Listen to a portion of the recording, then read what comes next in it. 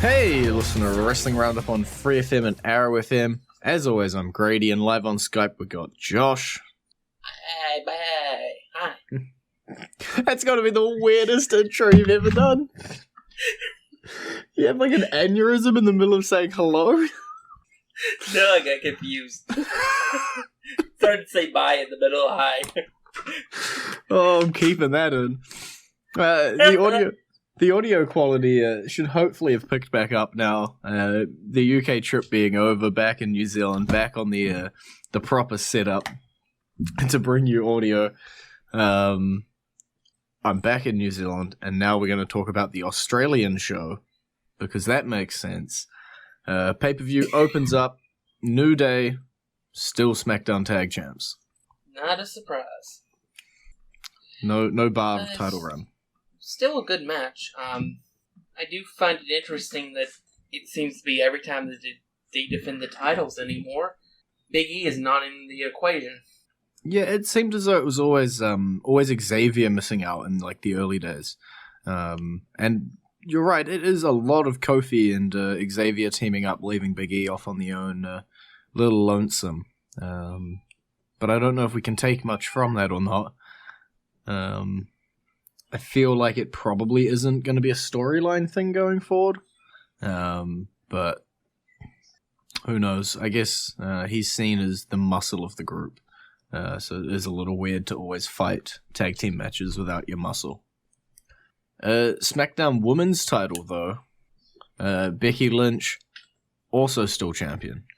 I seem to recall saying something similar to what happened. I'm pretty sure your guess was damn close.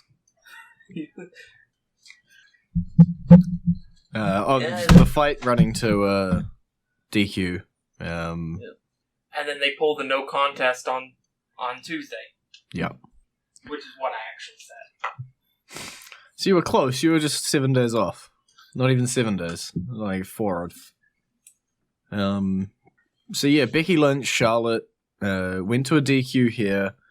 Lynch retains, goes to SmackDown, has another match, goes to a no contest. Rematch set for Evolution. Will we see a title change there? That's what I've been saying. But Charlotte honestly, holds up. I'd rather her not be one. Mm-hmm. Because I've actually enjoyed the run that Becky's had. I said 2 years ago she was not ready for the championship. She is now. Mm-hmm. Yeah, I think I'll agree with you. The main reason her initial run sort of felt a little flat is because she was just a face and she wasn't chasing the title. But now having that sort of, I guess, edgier side evolved just enough that the title reign's actually been pretty interesting. I'm with you. In a perfect world, I'd rather have Lynch retain the title and move on to another feud after Evolution, but Charlotte is the golden girl. And it does make sense for her to break the tie with Trish at Evolution. Even if Trish's match has been changed up a little bit than what was officially announced for her. The match at Evolution now will see Trish and Lita teaming up together to take on Alexa Bliss and Mickie James instead of the two singles matches that was previously scheduled. #card subject to change. Yeah, I've heard there's plans for them as a tag team, which is why they're doing this. Mm-hmm. I don't know what those plans are because I didn't actually click on the link. But classic internet person. Reads the headline, reacts without reading the article. Or just says F you to the dirt sheets. a bit from column A, a bit from column B. Yeah, it's still... women's tag team division still seems, even though there's been no murmur of it officially, like on television, we are seeing a lot more teams, I guess, coming together. Bliss and Mickie, obviously. We already had the IIconics, who we'll get to talking about in a couple matches. But there's a lot more tag matches happening in the women's division. Whether that is a sign of things to come or not, we'll have to wait and see. I'm trying to check. No, there's nothing else on Evolution to talk about just yet, and that means we jump back to Super Showdown. Why not talk about the IIconics? We're going to skip over a match. The IIconics, they won. You didn't think it would happen, but it did. I forgot something important. Oh, what did you forget? Naomi broke the hometown curse. So the curse then wanted its revenge, or is the curse broken forever? I need to know the storyline behind this curse. Well, I don't know. It may have just been broken for the women. I don't know. Well, you say that, but we're going to talk about something later on tonight that's going to prove, no, I think it might be broken for everybody. Or it could just be broken for certain situations, like certain shows, like WrestleMania and huge pay-per-views that are overseas. Maybe. But, as I always say, the IIconics won, so therefore we have to acknowledge it. Just acknowledge. The IIconics picked up a win. The moment before even the match was nice for them, too. Mm. It was one time, when we get to talking to the other match, that did not mind the champion entering first. Yep. Yeah, I'm just always happy to see the IIconics, but seeing them in Australia, it was always going to be good. So, yeah, I'm going to hope it's big things, but I'm pretty sure it was just a bit of a hometown pop and move on. Hey. Now we will go back to the match we skipped over, because we were just on the women's division. We're going to skip back. John Cena, Bobby Lashley taking on Kevin Owens and Elias. Went the way we thought it would. That was John Cena? I thought that was John Bradshaw Layfield. I opened up my phone while I was over in London at an event, and I was on Twitter, and I was looking for someone, and the number one Twitter trending thing was, everybody's talking about John Cena's here. I just turned my phone off and just put it back in my pocket. Like, if this is what Twitter is advertising me, come on. But people really cared. People went nuts. That was a really random haircut style for him to come out with. But, yeah, it was pretty much the match we expected. Apparently the reason Cena didn't get in the match for very long had to do with the movie he's making. Mm-hmm. Probably couldn't risk injury, I guess. Apparently he's working with Jackie Chan. That should be interesting. Huh. I have no faith in most WWE. Is it a WWE Studios movie, or a movie that a WWE superstar happens to be in? Probably not. It's probably a Hollywood movie. Then I will be happy. Whatever it is, he's been in China for the last 3 months, apparently. Okay. I'm much more happy if it is not a WWE Studios movie. Those seem to always not do well. But John Cena also debuting a sixth move of Doom. Really playing it up and doing a bit of a promo to the crowd. That's just John Cena's role now, isn't it? He needed a major break anyways. I'm fine. Then year or so he can come back, break the record, and then go off into the sunset and hopefully stay in the sunset. There's some things that I have to begrudgingly talk about later in the show. Not looking forward to it. John Cena actually just comes out of nowhere and announces himself also that he will be in the WWE World Cup at Crown Jewel. Everybody else has to earn their spots, but John Cena, he's John Cena. Well, he is a 16-time world champion after all. So what you're saying is Ric Flair could just come and declare himself in the World Cup? If he was medically cleared, I bet he could. Also sneaking into the World Cup, Kurt Angle on Raw. He wins a Battle Royal as the Conquistador. Well, it's always fun to see the conquistador gimmick get used. You always know it's somebody returning. Yeah. It's Or the old somebody messing classic. with somebody else. The old classic man under a mask wins, unmasks, and it's a person that you didn't want to win. It's always good. A little bit of good fun there, but yeah, Kurt Angle will be at Crown Jewel and he will be in the World Cup. And we'll see what he ends up doing. Also qualifying over on the SmackDown side, Jeff Hardy wins by defeating Samoa Joe, and Randy Orton wins by defeating The Big Show. No, you didn't hear me wrong. The Big Show. Yeah. So far, all 4 competitors in the WWE World Cup are from a certain country. Certain big country. But at least we know next week on SmackDown 1000 there will definitely be an international competitor entering that match. And then I hope you're not talking about Nakamura versus Mysterio. Am I not? Because Mysterio is from San Diego. Oh, yeah, but we can pretend and put a Mexican flag behind him, right? You know we're going to have to if every other competitor in this thing's American. We're going to have to pretend a little bit. I just find it really funny that they called it a World Cup and then put just Americans in it. It's good fun. I'm sure there'll be more to it. Maybe. Maybe not. We don't know because the Saudi Arabian shows, I'm going to assume, are still not canon. So we'll see what happens. Before the break, we have time for one more match. We're going to skip a few ahead to give the song some context. Cruiserweight Championship time. We got a new champ. Yeah. I had no problem. It was a great match. And it was an amazing moment for Buddy. So yeah.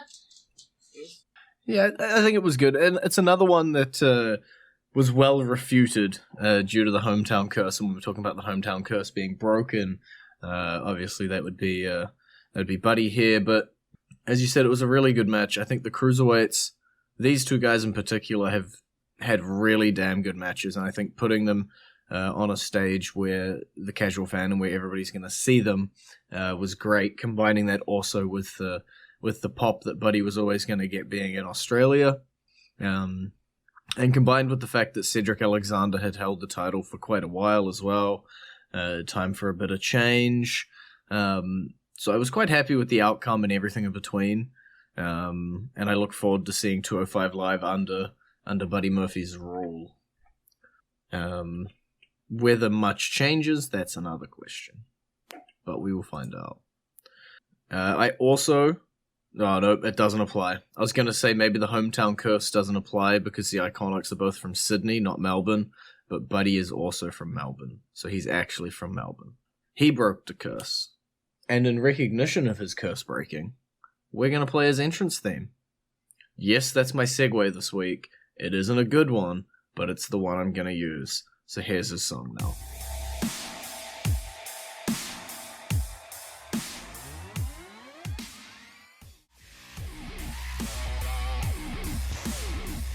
And you're back with the Wrestling Roundup on FreeFM, ArrowFM, Grady, Josh, and maybe his dog if you can still hear it. We're rolling straight back into the matches we jumped over. AJ Styles, Samoa Joe, no countouts, no disqualifications, no title change. No, it was another really good match. But the outcome was always what it should be.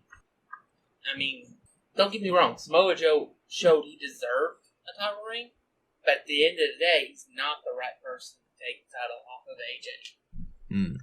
That's The Miz. We say it's The Miz. What if they swerve us and they go in the reverse order? No. I don't believe you. What if they put the title on Daniel Bryan, have The Miz win the Royal Rumble, and then beat him at WrestleMania? You're giving The Miz a WrestleMania moment? Sure, why not? I'm in for 100%. I'm a really big Miz fan, so I'll take anything I can get. I will agree to this. We might as well talk about it because we've slightly mentioned it here. The Miz, Daniel Bryan, the second to last match for the number 1 contendership. Really quick match. with Daniel Bryan getting a bit of a small package roll up to win the match. A lot quicker than everyone was expecting. Yep. We also said Daniel Bryan. Because it was 8 a.m., so I got to go to bed early. We said Daniel Bryan. The final match. Nah. Daniel Bryan had to get his wins back against The Miz, and I feel like he got them back twofold here. So I think they're all nice, even, and square now. But the match is already set for Crown Jewel. It'll be AJ Styles versus Daniel Bryan. You want to flip a coin about the odds of The Miz interfering in that match? I'll give it a Ziggler's chance that it doesn't happen. A Ziggler's chance or a Becky's chance? A Ziggler's chance. Okay. Yeah, we'll see. Again, because the Saudi Arabia shows are so messed up with the canon, I can't tell you what's going to happen and not. Where the storylines will continue, where the title changes will happen. I still want to see Braun holding that big green title. Just saying. Somewhere back down the card, the Riot Squad, they took on Ronda Rousey and the Bella Twins. Rousey with a good showing. Yeah, it was an okay match. I will say that it was impressive to see her do that double armbar. Mm-hmm. And then we got the match again on Raw, which then resulted in a heel turn in the Bella Twins. Yeah, pretty much what we expected to happen at Super Showdown. We just delayed a couple days and happened on Raw instead. Yeah, I'm not surprised it happened on Raw. Hmm. I didn't expect it at Super Showdown. Okay. But we will be getting Ronda Rousey versus Nikki Bella at Evolution for the Raw Women's Championship, as everybody expected. Simple as that. Also, we forgot to mention in the hurry over the Becky Lynch-Charlotte final match at Evolution will be a last woman standing match. Just saw that and remembered that we didn't mention it. Sliding it in now. Next up, we got some interesting Raw fallout for this match as well that we got to talk about. The Shield versus Strowman, Ziggler, and McIntyre. Bit of a long-un. Ambrose pinning Ziggler to win. It was a good match, as expected, with all six the people in the match. Definitely created some interesting situations, some questions as to Dean Ambrose's alignment and stuff. But it was interesting. Furthers the storyline, and then Raw happened. Whatever happened on Raw, it happened. Raw was a whole lot of rematches from Super Showdown.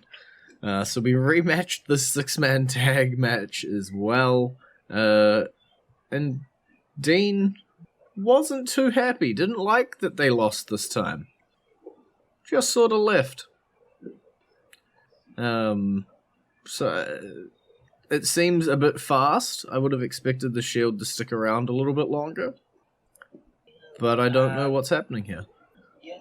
Well, Dean is the only member of the Shield that doesn't currently have gold of any kind.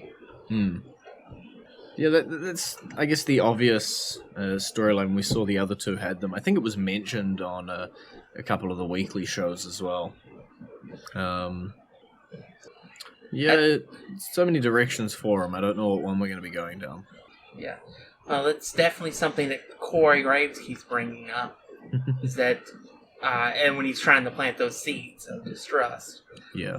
In commentary, he keeps pointing out that Dean Ambrose is the only one that doesn't have a title when Seth has the Intercontinental, and of course Roman has the big championship for Raw, the Universal Championship.